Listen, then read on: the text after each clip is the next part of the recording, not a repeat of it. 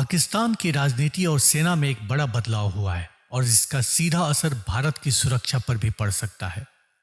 पाकिस्तान की सरकार ने सेना प्रमुख जनरल आसिम मुनीर को ऐसी शक्तियां दे दी हैं जो देश के राष्ट्रपति और प्रधानमंत्री से भी ज्यादा मानी जा रही हैं। यानी अब पाकिस्तान में असली सत्ता सेना के हाथों में आ गई है। सेना के हाथ में सत्ता आने के साथ साथ ही वहां के न्यूक्लियर डॉक्ट्रिन में भी सबसे बड़ा बदलाव हुआ है। पहले पाकिस्तान की नीति फर्स्ट यूज विथ कंडीशन मानी जाती थी, लेकिन नई रिपोर्ट्स के अनुसार इस नीति को और आक्रामक बनाया गया है। इसका मतलब यह है कि पाकिस्तान अब कम दूरी के टैक्टिकल न्यूक्लियर हथियारों का इस्तेमाल ज्यादा तेजी से, कम चेतावनी में और ज्यादा आजादी के साथ करने के लिए सैन्य ढांचा बदल रहा है।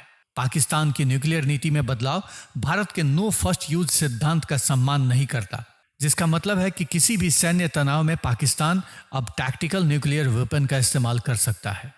जनरल आसिम मुनीर की बढ़ती ताकत का इस्तेमाल सीमा पर गतिविधियों, आतंकवाद समूहों को समर्थन और अंतर्राष्ट्रीय मंचों पर भारत विरोधी अभियान में भी किया जा सकता है। लेकिन मौजूदा दौर में भारत की स्थिति बहुत मजबूत है।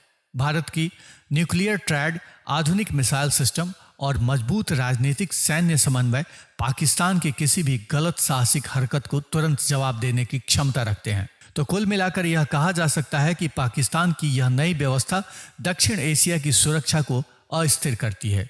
भारत की सैन्य शक्ति स्थिर है और यही दक्षिण एशिया को संतुलित बनाए रखती है। ऐसे में भारत को भी अपने न्यूक्लियर डॉक्ट्रिन में बदलाव करना चाहिए।